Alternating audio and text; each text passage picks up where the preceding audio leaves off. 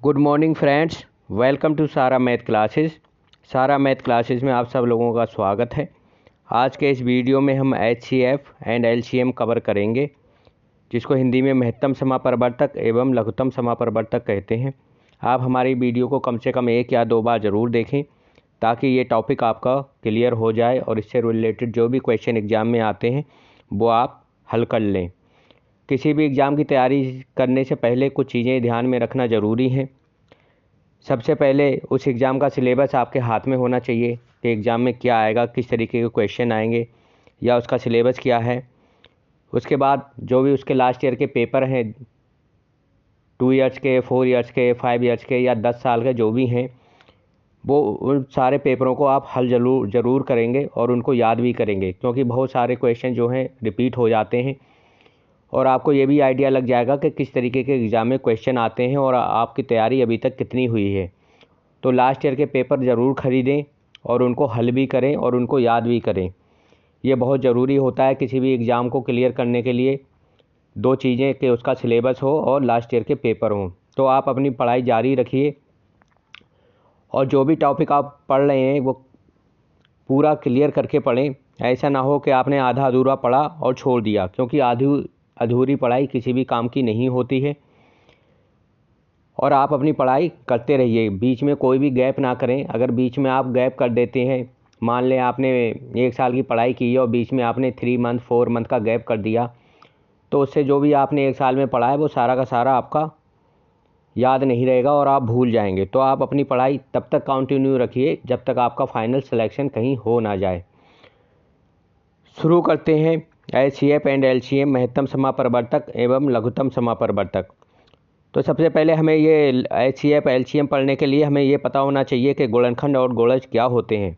तो पहले हम पढ़ेंगे गुणनखंड और गुणज क्या होते हैं, या फैक्टर्स एंड मल्टीपल्स। गुणनखंड एंड गुणज को इंग्लिश में फैक्टर्स एंड मल्टीपल्स कहते हैं। तो गुणनखंड एंड गुणज क्या होते हैं? तो वे संख्याएँ जो किसी संख्या को पूरी तरह से विभाजित करती हैं उस संख्या के गुणनखंड कहलाती हैं। जैसे 3 जो है, 3, 5 और 15, ये क्या करती हैं? ये 30 को पूरा का पूरा डिवाइड कर देती हैं। 3 भी 30 को डिवाइड कर रहा है, 5 भी 30 को डिवाइड कर रहा है और 15 भी 30 को डिवाइड कर रहा है। तो ये 3, 5 और 15 क्या हैं? ये 30 के गुणनखंड हैं। तो वे संख्याएं जो किसी संख्या को पूरी तरह से विभाजित करती हैं उस संख्या के गुणनखंड कहलाती हैं। उदाहरण के लिए 30, 1, 2, 3, 5, 6, 10, 15 और 30 से जो 30 नंबर है हमारा, ये 30, ये 1, 2, 3, 5, 6, 10, 15 और 30 से पूरी तरह विभाज्य है। तो इनमें से प्रत्येक संख्या को 30 का गुणनखंड कहा जाता है। तो ये जो संख्याएं हैं 1, 2, 3, 5, 6, 10, 15 और 30, ये 30 के गुणनखंड कहलाती हैं। और 30 को, जो 30 है, 30 को इनमें से प्रत्येक संख्या का गुणज कहा जाता है। तो 30 क्या है? ये प्रत्येक संख्या का गुणज है। जैसे 5 का गुणज क्या होगा? 5 हो गया, 15 हो गया, 30 हो गया और 20 हो गया। तो इसके नेक्स्ट जो संख्याएं होती हैं, मतलब जो इसकी टेबल या 5 से किसी नंबर को गुणा करने पे जो नेक्स्ट नंबर आता है वो उसका गुणज कहलाता है। अब इसको इंग्लिश में देख लेते हैं। इंग्लिश में क्या कहते हैं? Factors and multiples. All the numbers that divide a number completely are called factors of that number. For example, 30 is completely divisible by 1, 2, 3, 5, 6, 10, 15, 30. So each of these number is called a factor of 30 and 30 is called a multiple of each of these number. तो 30 जो ये number है 1, 2, 3, 4, 5, 6, 7, ये क्या है? ये 30 के गुणनखंड हैं। और 30 क्या है? 30 इनका ये जो नंबर है 1, 2, 3, 5, 6, 10, 15, 30, इनका मल्टीपल्स है।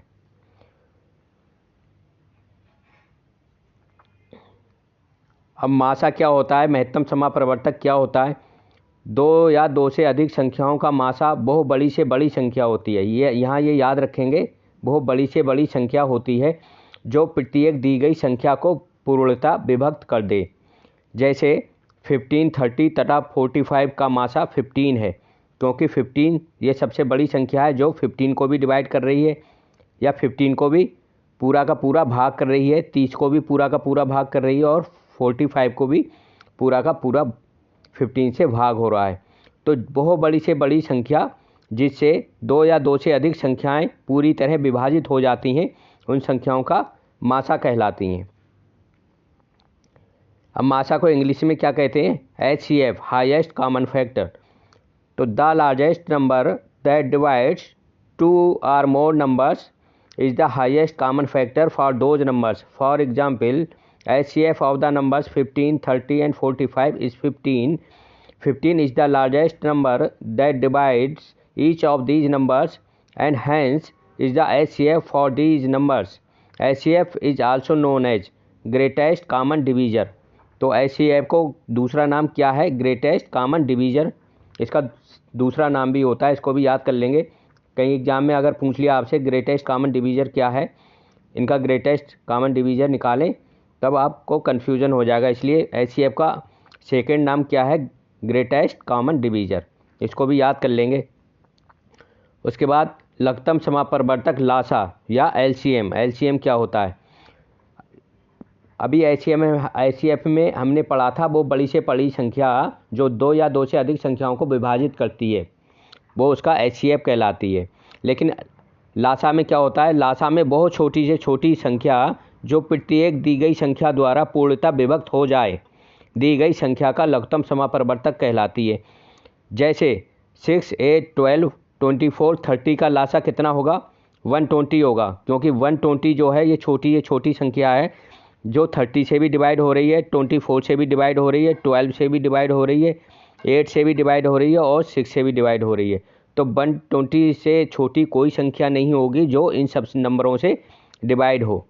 तो बहुत छोटी से छोटी संख्या जो 2 या 2 से अधिक संख्याओं से विभाजित होती है उन संख्याओं का लासा कहलाती है। LCM इंग्लिश में क्या कहते हैं? इंग्लिश में इसको LCM या लीस्ट कॉमन मल्टीपल कहते हैं। The least number which is exactly divisible by each of the given number is called the least common multiple of those numbers. For example, consider the number 6, 8, 12, 24 and 30. तो the LCM of these number would be 120. तो इनका LCM कितना होगा? 120 होगा। अब LCM निकालते कैसे हैं ये भी मैं यहाँ आपको बता देता हूँ। LCM कैसे निकालते हैं? जैसे मुझे LCM निकालना है 6, 8, 12, 24 और 30 का, तो इसको हम ऐसे लिख लेंगे 6, 8, 12, 24 और 30। ठीक है, फिर से लिख लेते हैं, छोटा कम जगह कम पड़ रही है। हम यहाँ लिख लेते हैं 6, 8, 12, 24 और 30। अब हम क्या करते हैं? इनको डिवाइड करना शुरू करते हैं। तो सबसे पहले स्मॉलेस्ट नंबर से हम 2 से स्टार्ट करते हैं डिवाइड करना। तो इनको 2 से डिवाइड कर देंगे। 2 3 जा 6, बीच में कामा लगाएंगे। 2 4 जा 8, 2 6 जा 12, 2 12 जा 24 और 2 15 जा 30। अब फिर 2 से डिवाइड करेंगे क्योंकि कुछ नंबर 2 से अभी डिवाइड हो रहे हैं। 2 से 3 डिवाइड नहीं हो रहा है, 3 ऐसे लिख देंगे। ओके, 2 से 4 डिवाइड हो रहा है तो 2 2 जा 4, 2 3 जा 6 और 2 6 जा 12 और 15 डिवाइड नहीं हो रहा तो 15 फिर ऐसे ही लिख देंगे। फिर इसको 2 से डिवाइड करेंगे तो 2 1 जा 3 डिवाइड नहीं हो रहा है, 3 ऐसे लिख देंगे। 2 1 जा 2, 3 डिवाइड नहीं हो रहा है, इसको ऐसे लिख देंगे। 2 3 जा 6 और 15 डिवाइड नहीं हो रहा। ठीक है, तो ये हमारा ये नंबर जो है ऐसे ही डिवाइड करते रहेंगे। अब 2 से डिवाइड कोई भी नंबर नहीं हो रहा, अब 3 से डिवाइड हो रहा है तो 3 से डिवाइड करेंगे। अब क्या बचा हमारा? 3 1 3 3 15, 3 1 3 3 15। अब ये किससे डिवाइड हो रहा? अब 3 से डिवाइड करेंगे। 3 1 जा 3, ठीक है, 1 डिवाइड नहीं हो रहा, 1 ऐसे लिख देंगे। 3 1 जा 3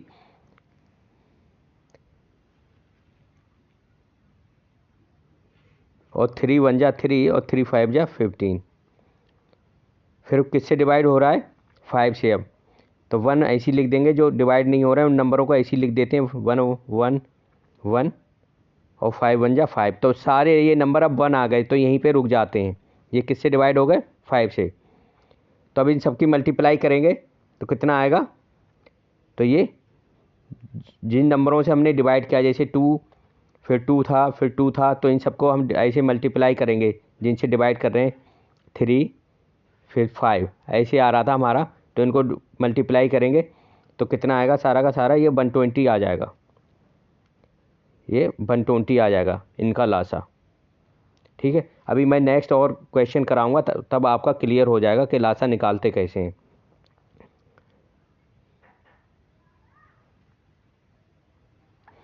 अभी आप बस समझ लीजिए कि लासा, लघुत्तम समापरिवर्तक या एलसीएम होता क्या है। मैं जब इनकी प्रैक्टिस कराऊंगा क्वेश्चन, तो वहाँ सारे क्लियर करा दूंगा कि इनका लासा और मासा कैलकुलेट कैसे करते हैं। अभी आप इस पर ध्यान दीजिए कि लासा और मासा होता क्या है। ठीक है, मैं आने वाले नेक्स्ट वीडियो में सारे क्वेश्चन जब कराऊंगा तब आपका सारा का सारा क्लियर हो जाएगा। अभी ये कुछ फार्मूले हैं जो आपको याद रखने हैं। दो संख्याओं का गुणनफल क्या होता है, दो संख्याओं का गुणनफल इक्वल टू इनका मासा गुणा इनका Lasa.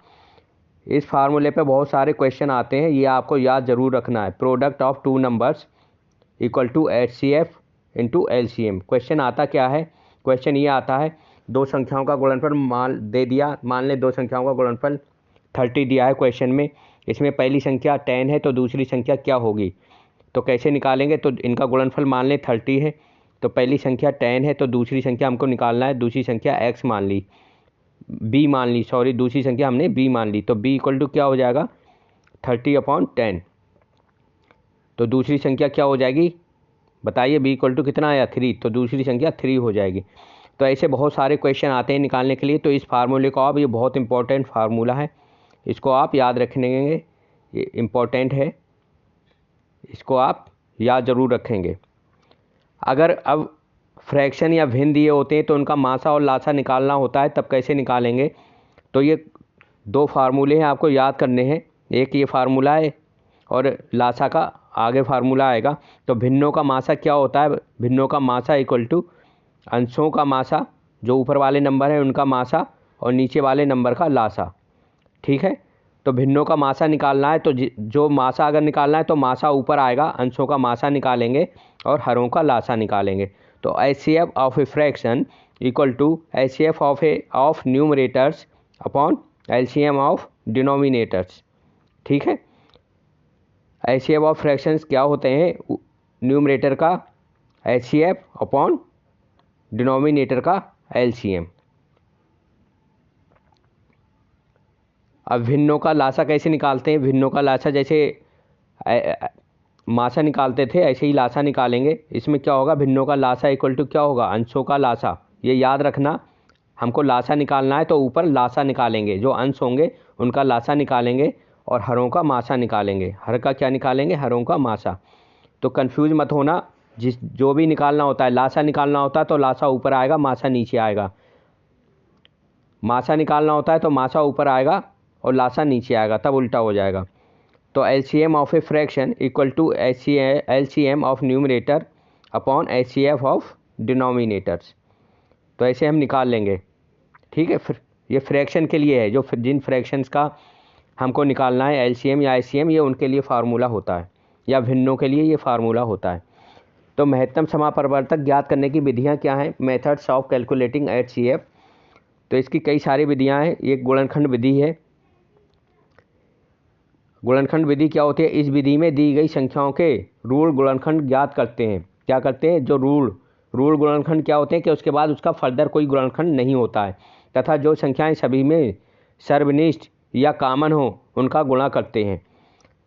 To find the HCF of 2 or more numbers, express each number as product of prime numbers. The product of the least power of common prime terms give us the HCF. This is the method we illustrated in the below step. अब कैसे करते हैं, देखते हैं कैसे करते हैं। HCF गुणनखंड विधि द्वारा कैसे निकालते हैं। जैसे हमें इनका निकालना है, ये नंबर दिए हैं 28, 42 और 98 का मासा कैलकुलेट करना है। तो 28 को हम क्या लिख सकते हैं, 2 × 2 × 7, क्या लिख लिया, 2 × 2 कितना हो गया 4, 4 × 7, 4 7 जा 28, कितना हो जाएगा, ये 28 हो गया। तो इसके हमने गुणनखंड कर लिए 28 के इक्वल टू 2 × 2 × 2। गुणनखंड कैसे करेंगे हम, 28 को हम डिवाइड करेंगे पहले 2 से, कितना आया 2 एकम 2, 2 1 जा 2, 2 4 जा 8, फिर 2 से डिवाइड हो रहा, 2 7 जा 14। तो यह फर्दर 7 किसी से भी डिवाइड नहीं हो रहा, ये सिर्फ 7 से डिवाइड हो रहा, तो 7 1 जा 7, तब तक डिवाइड करते हैं जब तक लास्ट में 1 ना आए। तो इसका गुणनखंड क्या होगा 2, अब ये number 2 into 2 into 7, 2 into 2 into 7, ये इसके क्या हो गए गुणनखंड हो गए। तो वही गुणनखंड हमने लिखने 2 इंटू 2 इंटू 7, ये 28 के गुणनखंड हो गए। ऐसे ही 42 के हमने गुणनखंड कर लिए, 42 के कर लेते हैं, देखते हैं कैसे आते हैं। तो सबसे पहले हम 2 से डिवाइड करते हैं, फिर 3 से, फिर 4 से, फिर 5 से, फिर 6 से, फिर 7 से, देखते हैं जिससे डिवाइड होता है। सबसे पहले हम 2 से ही छोटे नंबर से स्टार्ट करते हैं और फिर डिवाइड करते चले जाते हैं। तो 2 2 जा 4, 2 1 जा 2, अब ये 2 से डिवाइड नहीं होगा तो 3 से डिवाइड हो जाएगा, 3 से डिवाइड करके देखते हैं, 3 7 जा 21। अब ये किससे डिवाइड हो रहा है 7 से, तो 7 1 जा 7, तब तक डिवाइड करते हैं जब तक लास्ट में 1 ना आए। तो इसका फैक्टर क्या होगा 2 इंटू 3 इंटू 7, तो वही लिखा है 2 इंटू 3 इंटू 7, इसके 42 के फैक्टर हो गए। ऐसे ही 98 के फैक्टर हम निकालेंगे, 98 के फैक्टर कितने आएंगे 2 इंटू 7 इंटू 7। अब जो इन तीनों में कॉमन होगा या सर्वनिष्ठ होगा, तो 7 नंबर इन सब में कॉमन है, 7 हो गया एक, और एक 2 हो गया, 2 इन सब में कॉमन है। तो इसका क्या आ गया मासा या HCF क्या हो गया HCF इक्वल टू 2 इंटू 7। तो इसका HCF कितना हो गया 14 हो गया। कितना HCF हो गया इसका 14 हो गया। तो ऐसे HCF गुणनखंड विधि द्वारा या फैक्टर मेथड द्वारा हम निकाल लेते हैं। अब भाग विधि दूसरा मेथड क्या है, डिवीजन मेथड है। तो भाग विधि, इस विधि में दी गई संख्याओं में से सबसे छोटी संख्या क्या करते हैं, दी गई संख्याओं में से सबसे छोटी संख्या से उससे बड़ी संख्या से में भाग देते हैं। तो जब सबसे छोटी संख्या देखते हैं, सबसे छोटी संख्या कौन सी है, उस संख्या से उससे थोड़ी बड़ी संख्या को भाग देते हैं। तत्पश्चात बचे शेष से भाजक में भाग दिया जाता है और उसके बाद जो शेष बचता है उससे भाजक में भाग दिया जाता है। और ये क्रिया तब तक करते हैं जब तक लास्ट में शून्य शेष बचे, तब अंतिम भाजक ही दी हुई संख्याओं का मासा होगा। यह संख्याएं 3 हैं तो प्राप्त मासा तथा तीसरी संख्या के साथ यही क्रिया दोहराते हैं, आगे इसी तरह करते जाते हैं। अभी मैं एग्जाम्पल दूंगा तो आपकी समझ में आ जाएगा, तो अभी थ्योरी समझ में नहीं आ रही है, बस ये समझ लीजिए। अगर मान लें 3 संख्याएँ आपकी दी हैं तो उसमें देखते हैं सबसे छोटी संख्या कौन सी है, उस सबसे छोटी संख्या से उससे थोड़ी बड़ी संख्या को भाग करते हैं, फिर जो शेष बचता है उस शेष से जो भाजक है हमारा उस भाजक से भाग करते हैं, ठीक है। और ये जब तब तक करते रहते हैं जब तक लास्ट में हमारा शून्य ना बचे। तो लास्ट का जो भाजक होगा वही उस संख्या का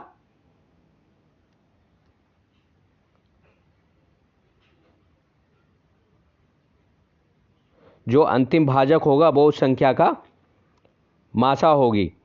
फिर ये मासा जो मासा आया आपका या भाजक आया है उस भाजक से जो फिर एक संख्या और बचेगी, क्योंकि 3 संख्याएं थी, उस संख्या को हम भाग देते हैं और ये क्रिया हम दोहराते रहते हैं तब तक लास्ट में शून्य ना बचे। तो लास्ट में जो भाजक होगा वही इन संख्याओं का मासा होगी। अभी मैं एग्जाम्पल दिखाऊंगा तब आपकी समझ में आ जाएगा। तो division method, also for finding the HCF of 2 numbers we can also proceed by long division method. We divide the larger number by the smaller number. Now we divide the divisor by the remainder obtained in the previous stage. We repeat the same procedure until we get 0 as the remainder. At that stage, the last divisor would be the required HCF. If numbers are more than 2, then we repeat this process on HCF and third number.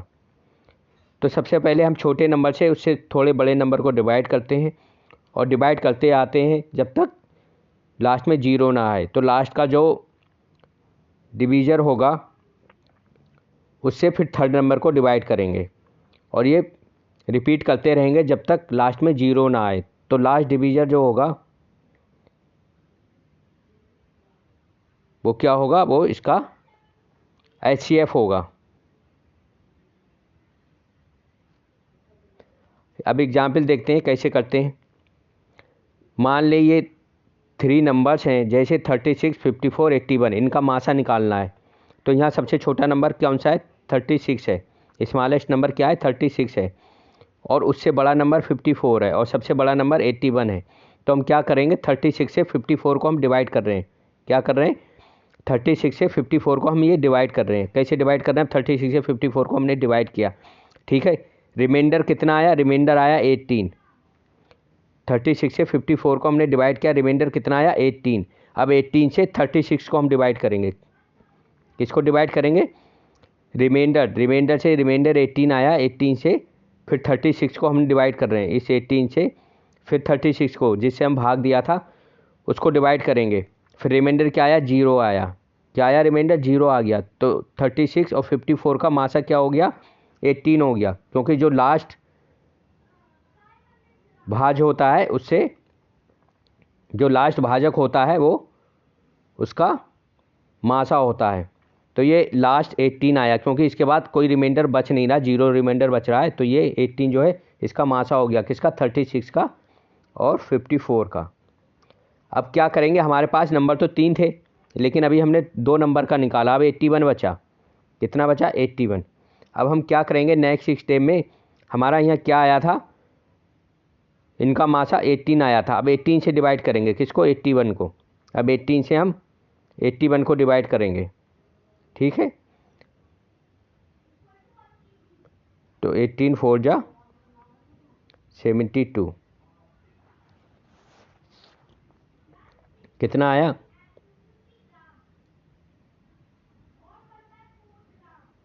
Sorry 18 आया, sorry 9 आया। कितना आया? 81 को divide करेंगे 18 से। 18 4 जा 72, ये 9 आया। अब 9 से किसको डिवाइड करेंगे? 18 को डिवाइड करेंगे, इसको। ये 18 यहाँ ले आएंगे, ठीक है। तो 9 2 जा 18। तो 18 का इसके बाद क्या बचेगा? 0 बचेगा। उसके बाद 0 शेष बचेगा। तो इसका कितना हो गया? जो लास्ट, जिससे लास्ट से जिस संख्या से भाग करते हैं वो उसका मासा हो जाती है। तो 18 का और 81 का मासा क्या हो गया? क्या हो गया बताइए? 9 हो गया, ठीक है। और 36 और 54 का मासा क्या था? 18 था। तो 36 और 54 का मासा कितना था? 18 था। अब तीनों नंबर को एक साथ कर देते हैं। 36 54 और 81 का मासा क्या हो जाएगा बताइए? इन दो नंबर का मासा 9 है और इनका मासा 18 है। तो ये दोनों संख्याएं किससे डिवाइड हो रही? 9 और 18, सबसे बड़ी संख्या से। ये 9 से डिवाइड हो रही। 9 1 जा 9 और 9 2 जा 18। तो इनका मासा क्या हो जाएगा? इनका मासा 9 हो जाएगा। कितना हो जाएगा? 9 हो जाएगा। तो इन तीनों संख्याओं का 36 54 और 81, इनका मासा क्या हो जाएगा? 9 हो जाएगा। तो ये 9 इसका आंसर हो जाएगा। अब लघुत्तम समापरिवर्तक या एलसीएम ज्ञात करने की क्या विधियां हैं? तो मेथड फॉर कैलकुलेटिंग एलसीएम। तो जो एलसीएम ज्ञात करने की विधियां थी वही एलसीएम ज्ञात करने की विधियां हैं। तो इसमें भी एक गुणनखंड विधि है या फैक्टर मेथड है, और दूसरा क्या है? दूसरा डिवीजन मेथड है, ठीक है। तो पहले ये हम देख लेते हैं गुणनखंड विधि। गुणनखंड विधि क्या है? तो दी हुई संख्याओं के आवाज़ गुणनखंड ज्ञात कर लेते हैं तथा गुणनखंडों को घात से प्रदर्शित करते हैं। तत्पश्चात अधिकतम घात वाली संख्याओं को गुणा करते हैं। जैसे 16 24 और 40 और 42 का हमको लासा निकालना है, तो इनका गुणनखंड कर लेंगे। गुणनखंड मैंने अभी करना बताए थे। 16 का गुणनखंड कैसे करेंगे? 16 2 से डिवाइड करेंगे, 2 8 जा 16, फिर 2 से डिवाइड हो रहा है, 2 4 जा 8, फिर 2 से डिवाइड हो रहा है, 2 2 जा 4, फिर 2 से डिवाइड हो रहा है, 2 1 जा 2। तब तक डिवाइड करते हैं जब तक लास्ट में 1 ना आ जाए। तो कितने 4 आए, कितने 2 आए? 1 2 3 4। तो क्या लिख लेंगे? 4 बार 2 की मल्टीप्लीकेशन, वही क्या है? 2 इंटू 2 इंटू 2। तो 2 इंटू 2 इंटू 2 इंटू 2। तो 2 की 4 बार मल्टीपल हो रही है, इसका मतलब क्या हुआ? 2 की 4 टाइम्स गुणा हो रही है, तो 2 की पावर 4 लिख सकते हैं हम। क्या लिख सकते हैं इसको? 2 की 4 बार गुणा हो रही, तो इसको 2 की पावर 4 लिख सकते हैं। क्या लिख सकते हैं हम? 2 की पावर 4। तो हमने इसको लिख लिया 2 की पावर 4 16 को। अब नेक्स्ट 24 का हम गुणनखंड निकालेंगे। 24 का गुणनखंड क्या होगा, ये होगा 3 इंटू 2 इंटू 2 इंटू 2 इंटू 2। तो 3 और 2 कितने टाइम्स आया है, 2 कितनी बार आया है, 3 बार, तो 2 की पावर 3। ये इसका हो गया 24 का। ऐसी 40 का निकाल लेंगे, ऐसी 42 का निकाल लेंगे। ठीक है, अब क्या देखते हैं, अब जो सबसे बड़ी 2 का सबसे बड़ा पावर कौन सा है, तो 2 का सबसे बड़ा सबसे ज़्यादा घात इन सब में क्या है, तो 2 की सबसे बड़ी घात 4 है, तो 2 की घात 4 लिख लिया। ठीक है, फिर 3 इसमें और इसमें कॉमन है, तो फिर 3 लिख लिया। जैसे मासा में कोई नंबर सभी में कॉमन होता था तब हम वो लेते थे, लेकिन लासा में क्या करते हैं, या एलसीएम में किसी 2 संख्याओं में भी वो नंबर अगर कॉमन होगा या सर्वनिष्ठ होगा तब उस नंबर को ले लेंगे। जैसे यहाँ पे 3 इसमें भी है, इसमें भी है, 3 इसमें भी है और इसमें भी है, तो 3 कॉमन है, तो 3 कॉमन ले लिया। 2 की पावर 4 इसमें है लेकिन सब में नहीं है, तो सबसे बड़ी 2 की पावर 4 ही है, तो 2 की पावर 4 ले लिया हमने। ठीक है, फिर 3 इसमें कॉमन है, तो 3 ले लिया, 3 की पावर 1 ही है, और फिर 5 है। ठीक है, और फिर ये 7 बचा इंटू 7। तो जो संख्याएं बचती हैं उनको भी ले लेते हैं, जो कॉमन होती हैं वो भी ले लेते हैं। कॉमन लेने के बाद जो संख्याएं बचती हैं उनको भी मल्टीपल में ले लेते हैं। तो ये कितना आंसर हो जाएगा, 1680 इसका आंसर हो जाएगा। तो ये गुणनखंड विधि है या फैक्टर मेथड है। इससे हम क्या करते हैं, संख्याओं का लासा निकाल लेते हैं या एलसीएम निकाल लेते हैं। और दूसरी विधि क्या है, भाग विधि। क्या है, डिवीजन मेथड। डिवीजन मेथड बताते हैं, डिवीजन मेथड से एलसीएम कैसे निकालते हैं। जैसे अभी ऊपर भी बताया था एलसीएम कैसे निकालते हैं। मान लें इनका एलसीएम निकालना है, किसका, 36, 48 और 80 का, तो कैसे निकलेगा, 36, 48, इधर लिख लेते हैं हम ताकि जगह कम ना पड़े। हमें निकालना है 36, 48 और किसका, 80 का एलसीएम निकालना है। तो ये हम कॉमा लगा के ऐसे लिख लेते हैं, उसके बाद ये ऐसे निशान लगाते हैं एक, और सबसे पहले 2 से डिवाइड करता है शुरू करते हैं। 2 1 जा 2, 2 8 जा 16, 18 आया, कामा यहाँ कितना आएगा, 24 आएगा, कामा जब 2 से 48 को डिवाइड करेंगे तो 24 आएगा, 80 को डिवाइड करेंगे तो 40 आएगा। ठीक है, फिर 2 से डिवाइड हो रहा, 2 9 जा 18, ठीक है, 2 12 जा 24, फिर 2 20 जा 40, फिर 2 से डिवाइड हो रहे हैं कुछ नंबर, जो डिवाइड नहीं होता वो ऐसे ही लिख देंगे। 9 डिवाइड नहीं हो रहा तो 9 हमने ऐसे ही लिख दिया, 2 6 जा 12, 2 10 जा 20, फिर 2 से डिवाइड हो रहे हैं, 2 3 जा 9 ऐसे ही लिख देंगे। 9 डिवाइड नहीं हो रहा, 6 डिवाइड हो रहा, 2 3 जा 6 और 2 5 जा 10। ठीक है, तो हमारा क्या नंबर बचा था, 9 3 5, क्या बचा, 9 3 और 5। अब किससे डिवाइड हो रहा, 3 से देखेंगे, 3 से डिवाइड हो रहा, 3 3 जा 9, 3 1 जा 3 और 5 डिवाइड नहीं हो रहा। अब ठीक है, अब फिर 3 से डिवाइड हो रहा, 3 1 जा 3, ठीक है, अभी 1 डिवाइड नहीं हो रहा, 1 ऐसे लिख देंगे। 5 डिवाइड नहीं हो रहा, 5 ऐसे लिख देंगे। 5 से डिवाइड हो रहा, ठीक है, तो 1 ऐसे लिख देंगे, 1 डिवाइड नहीं हो रहा, फिर 1 डिवाइड नहीं हो रहा, 5 डिवाइड हो रहा, 5 1 जा 5। ठीक है, तो अब कैसे लिखेंगे, इसका एलसीएम क्या होगा।